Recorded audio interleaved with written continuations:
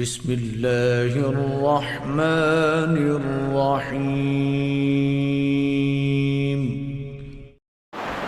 الحمد لله يحمده وهو المحمود أبدا أبدا،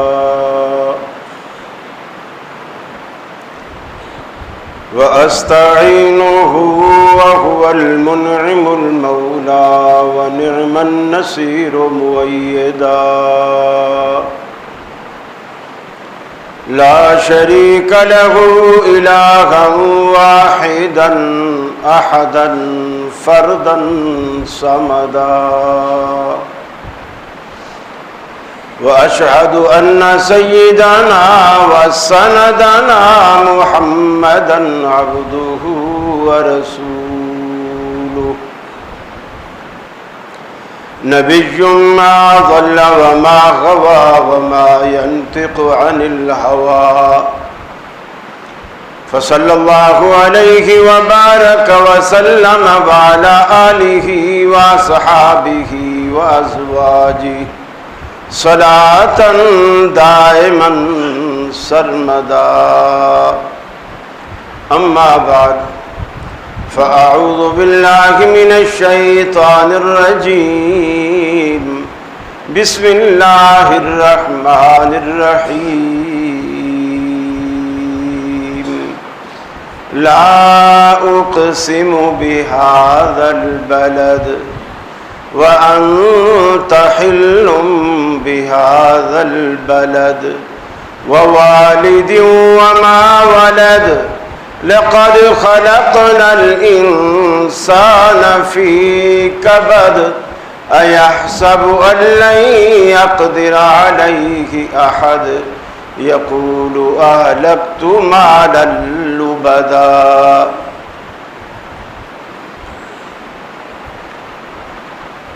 عزیز ساتھیو، دوستو اور بزرگوں،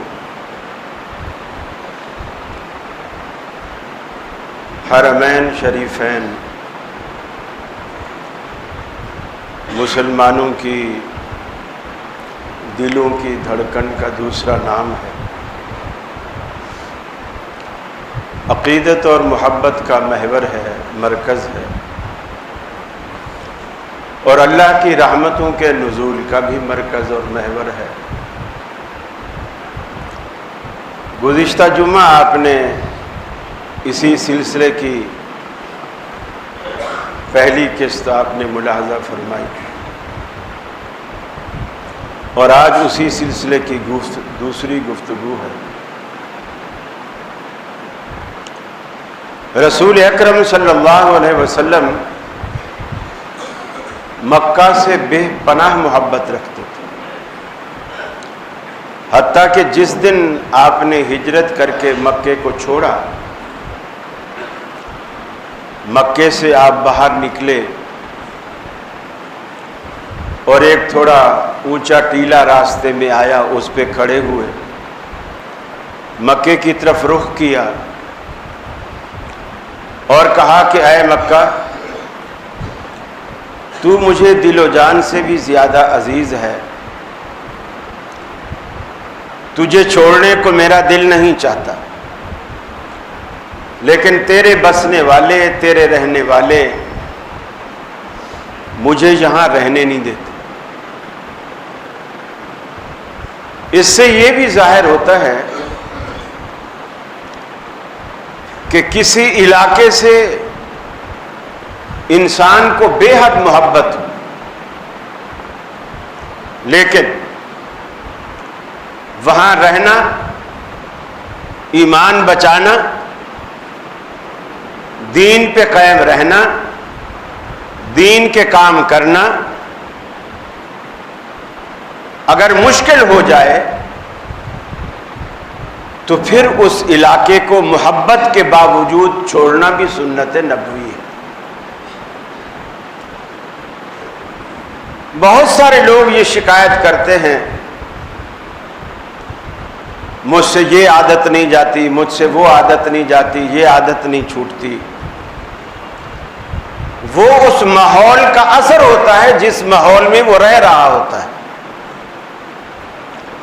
زندگی میں انقلاب لانے کے لیے اس ماحول کو چھوڑنا اور ترک کرنا یہ پہلا قدم ہے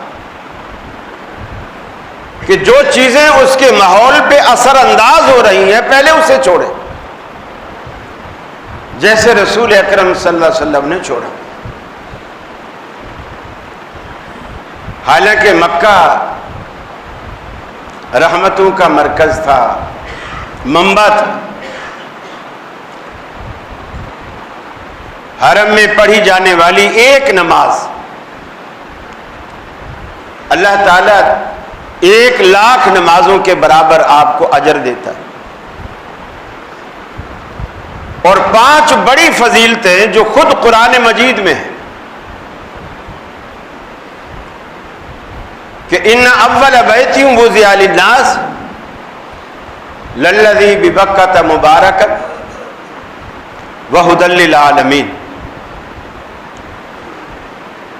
کہ دنیا میں سب سے پہلا اللہ کا گھر جو قائم کیا گیا وہ مکے میں کیا گیا،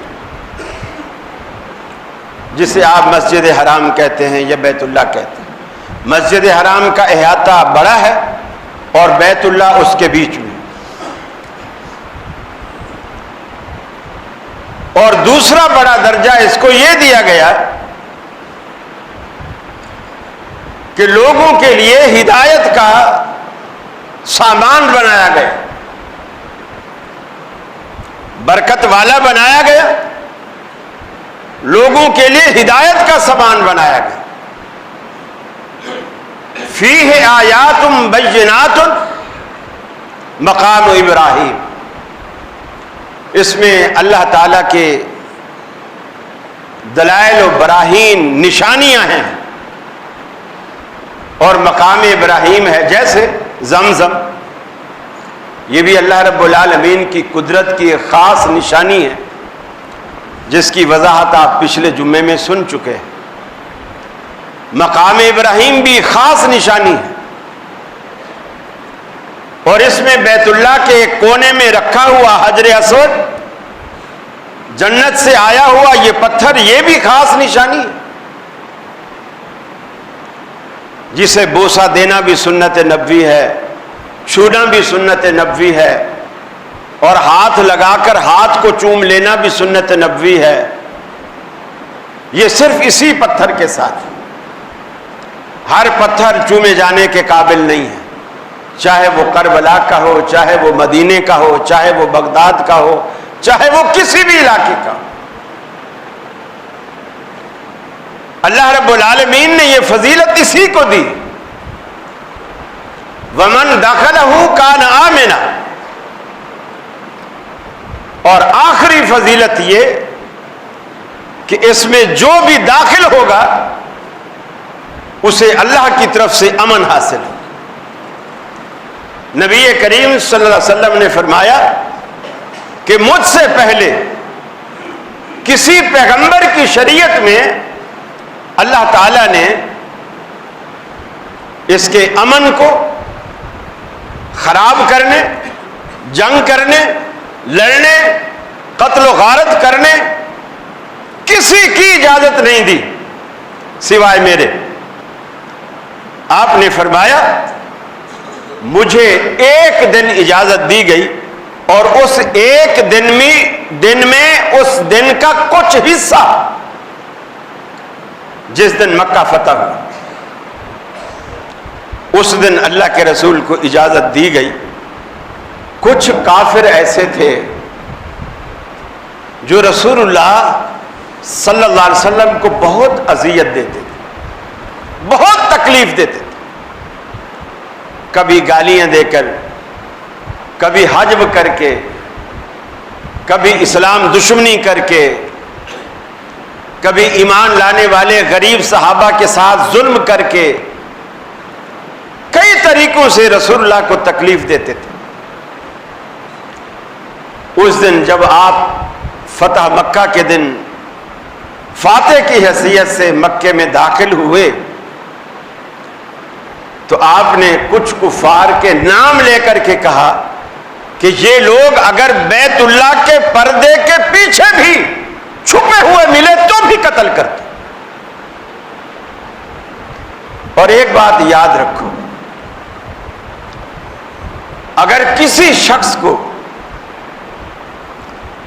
پیغمبر قتل کرتا ہے نا، وہ ہمیشگی اس کے لیے دوزخ ہوتی ہے، اور کوئی پیغمبر کو قتل کرتا ہے وہ بھی ہمیشہ دوزخ میں جاتا ہے، اور کوئی والدین کو قتل کرتا ہے وہ بھی ہمیشہ دوزخ میں جاتا ہے۔ اب آپ کہیں کہ چلو جس نے نبی کو قتل کیا وہ تو دوزخ میں جائے، سمجھ میں آتی ہے بات، لیکن جس کو نبی نے قتل کیا وہ کیوں دوزخ میں جائے گا؟ وہ تو بیچارہ مقتول ہے۔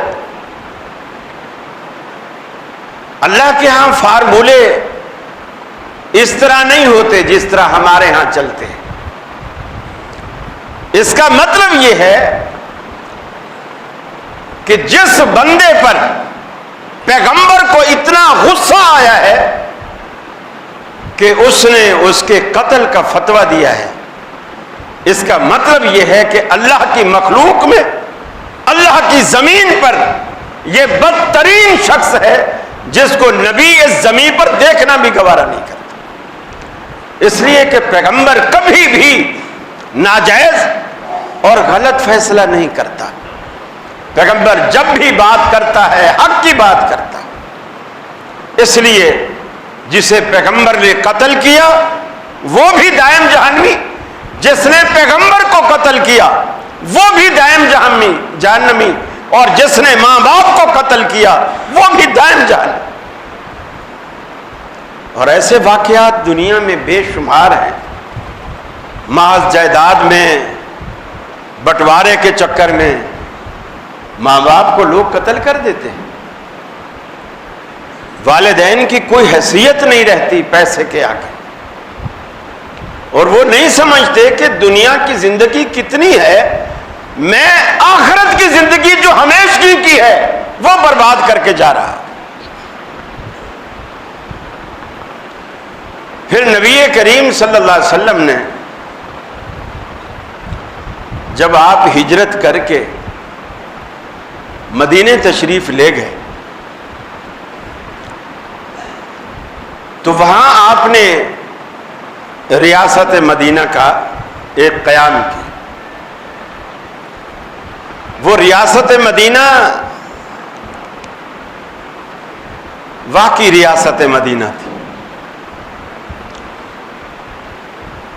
سال ڈیڑھ سال پہلے جو مشہور ہوئی ہے نا ریاست مدینہ، وہ ریاست نہیں تھی جس کا اب پتہ چل رہا ہے دنیا کو بھی، اور دنیا دیکھ رہی ہے، لانے والے بھی دیکھ رہے ہیں کہ اس میں کتنی سچائی، کتنا اخلاص اور کتنی محبت تھی۔ اتنے سالوں تک پورے ملک کو تعویذ گنڈوں پر چلایا جاتا رہا، وظیفے تعویذ گنڈے اس پہ ملک چلتے ہیں۔ رسول اللہ نے ریاست مدینہ کا قیام کیا اور وہاں جا کے مواخات ایک ایسی قائم کی، بھائی چارے کی فضا ایسی قائم کی، جس مہاجر کو جس انصاری کا بھائی بنایا، یقین مانیے دنیا اس کی مثال پیش نہیں کر سکتی۔ ایک صحابی لے کے گئے اور کہا، ابن ربیع رضی اللہ تعالی عنہ، کہا کہ اللہ کے رسول نے تجھے میرا بھائی بنایا ہے، یہ میری دو بیویاں ہیں۔ ابھی نئی نئی بات تھی، چونکہ پردے کے احکامات بھی نازل نہیں ہوئے تھے، مدینے میں رہتے ہوئے کافی عرصے بعد جہاد کا حکم، نماز کا، جماعت کا احکامات، طلاق، نکاح، پردے، سب بات کی باتیں۔ اس نے کہا، گھر لے گیا، کہا یہ میری دو بیوی ہیں، ویسے تو دونوں خوبصورت ہیں، لیکن تجھے ان میں سے جو پسند آئے مجھے بتا دے، میں اس کو طلاق دے دیتا ہوں، پھر اس سے تو شادی کر لے۔ دنیا میں یہ مواخات کا یہ جذبہ جو صحابہ کرام نے پیش کیا، دنیا میں اس کی نظیر اور مثال نہیں ملتی۔ اور پھر آگے بھی دیکھیے، وہ یہ نہیں کہ وہ بھی ایسے ہی حریص تھے کہ ہاں ٹھیک ہے یہ والی بیوی کو طلاق دے دے، ایسا نہیں. انہوں نے کہا نہیں، اللہ ان کو بھی سلامت رکھے، تمہیں بھی سلامت رکھے، اور تمہاری جوڑیاں بھی سلامت رکھے. ہم صرف تاجر لوگ ہیں، ہمیں منڈی کا راستہ بتا دو، ہم تجارت کریں گے اور آگے اللہ تعالیٰ یہ بندوبست بھی کر دے گا. یعنی دونوں طرف جذبہ اظہار و قربانی رسول اللہ صلی اللہ علیہ وسلم نے مدینے کے اندر یہ قائم کیا. آپ نے دونوں شہروں کے بارے میں فرمایا، مکہ اور مدینہ، ان میں دجال داخل نہیں ہوگا. دجال جو قیامت سے پہلے آئے گا ساری دنیا میں جائے گا، لیکن ان دو شہروں میں داخل نہیں ہوگا. اللہ کے حبیب نے فرمایا اس وقت جب دجال آئے گا مدینے کے 7 دروازے ہوں گے، 7. جس طرح بڑے بڑے شہر جو پرانی طرز پہ بنے ہوئے ہیں نا، ان کے شہر اندر ہوتا ہے اور باہر سے دیواریں ہوتی ہیں اور گیٹ ہوتے ہیں بڑے بڑے. غالباً فیصل آباد میں بھی اس طرح کی گیٹ ملتے ہیں، اور بہاول پور ریاست میں تو پورے شکارپوری گیٹ ہے، فرید گیٹ ہے، اس طرح ملتان میں حرم گیٹ ہے، بوہڑ گیٹ ہے، پورے دروازے ملتے ہیں. وہ گیٹ بند کر دیں تو لوگ اندر شہر میں بند ہو جاتے ہیں. یہ حفاظت کے لیے لوگ ایسا کرتے تھے. فرمایا 7 دروازے ہوں گے اس وقت مدینے کے، اور ہر دروازے پر اللہ تعالیٰ پہرے کے لیے 2 فرشتے کھڑے کر دیں. 2 فرشتے. دیکھیے دجال کے فتنے کے لیے دجال کے ساتھ پوری فوج ہوگی، اور اس کے فتنے کے لیے دروازے پر کتنے لوگ کھڑے ہوئے ہیں؟ 2 فرشتے. 2. ان کی طاقت کا آپ اندازہ لگائیے،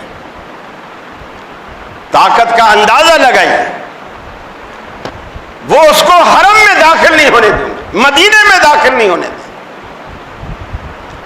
آپ نے فرمایا میرا مدینہ جس طرح زنگ آلود لوہے کو آگ کی بھٹی میں ڈالیں اور وہ اس کے زنگ مٹی کو سب کو جلا کر صاف شفاف سرخ لوہا باہر نکال دیتا ہے، فرمایا میرے مدینے میں کوئی منافق، کوئی فاجر، کوئی فاسق، کوئی گندا نہیں بچے گا. یہ مدینہ سب کو نکال پھینکے گا، سب کو نکال پھینکے گا. آپ نے فرمایا جب دجال آئے گا اس وقت مدینے میں مشرک مرد، مشرک عورتیں، کافر مرد، کافر عورتیں، منافق مرد، منافقہ عورتیں، فاسق مرد، فاسقہ عورتیں، فرمایا یہ ساری کی ساری مدینے سے نکل کر اس کی فوج میں شامل ہو جائیں. ایک بات اور بھی سمجھ لیجئے، ایک حدیث بڑی مشہور ہے جس کو مشرک طبقہ شرک کے جواز کے لیے پیش کرتا ہے. وہ یہ ہے کہ اللہ کے رسول نے صحابہ کرام سے کہا کہ مجھے تم سے شرک کا ڈر نہیں ہے، مجھے تم سے شرک کا ڈر نہیں ہے. گویا مسلمان شرک کریں گے ہی. تو یہ جو مشرکین طبقہ ہے وہ اس حدیث کو پیش کر کے یہ کہتے ہیں کہ دیکھو تم ہمیں ہمیشہ مشرک کی رٹ لگاتے ہو. اللہ کے نبی نے کہا مجھے اپنی امت سے شرک کا ڈر ہی نہیں، یہ شرک کریں گے ہی نہیں. تم یہاں پاکستان اور انڈیا کی بات کرتے. اللہ کے رسول نے فرمایا جس دن دجال آئے گا مدینے کے مشرک، مدینے کی عورتیں جو مشرکہ ہوں گی، مدینے کے منافق، مدینے کی منافقہ عورتیں، مدینے کے کافر، مدینے کی کافرہ عورتیں، آپ نے سب سے پہلے مدینے کے مشرک مرد اور مدینے کی مشرک عورتوں کا نام لیا کہ یہ دجال کس جا ملے گی. اگر آپ کو امت میں مشرک ہونے کا کوئی خوف ہی نہیں تھا، ڈر ہی نہیں تھا، تو مدینے میں مشرک کہاں سے پیدا ہو گئے؟ کہاں سے پیدا ہو گئے؟ میرے بھائی، یہ جو رسول اللہ صلی اللہ علیہ وسلم کے فرامین ہیں، آپ کی پوری زندگی اسی کوشش میں گزری ہے کہ سارے لوگ یہ جو ہرجائی بنے ہوئے ہیں، یہ اس سے تائب ہو کر یکجائی بن جائے، اللہ کے آگے جھکنے والے بن جائے۔ ایک ہی بات لوگوں کے دلوں میں ہمیشہ اللہ کے رسول نے ڈالی، ان دو شہروں میں۔ پھر آپ نے صحابہ کرام سے کہا، من استطاع ان یموت فی المدینہ فلیفعل، جس میں یہ طاقت ہو کہ وہ مدینے میں مرنا چاہتا ہے تو وہ مدینے میں مرے۔ اس کا مطلب کیا ہے؟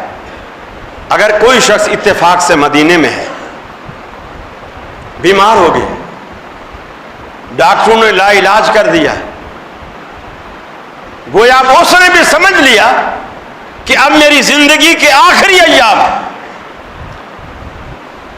اب وہ اپنے رشتہ داروں سے، لوگوں سے یہ نہ کہے مجھے جلدی سے گھر لے چلو۔ یہ پاکستانیوں کی بڑی عادت ہوتی ہے، مجھے میری بیٹی سے ملواؤ، مجھے میرے بیٹے سے ملواؤ، مجھے فلاں سے ملواؤ، مجھے یہاں سے جلدی نکالو، مجھے فیصل آباد لے جاؤ، مجھے کراچی لے جاؤ۔ یہ خواہش ہے۔ آپ نے فرمایا اگر مدینے میں تمہاری زندگی کے آخری دن آ گئے ہیں، تم خوش نصیب ہو، کوشش کرو کہ تمہاری موت مدینے میں آئے۔ فلیفعل، اسے چاہیے کہ وہ ایسا کرے۔ اس کا فائدہ کیا ہوگا؟ فرمایا قیامت والے دن جو لوگ مدینے میں فوت ہوئے ہیں، قیامت والے دن میں لازمی ان کی شفاعت کروں گا، وہ میری سفارش سے جنت میں جائیں گے۔ علامہ احسان علی ظہیر شہید رحمۃ اللہ علیہ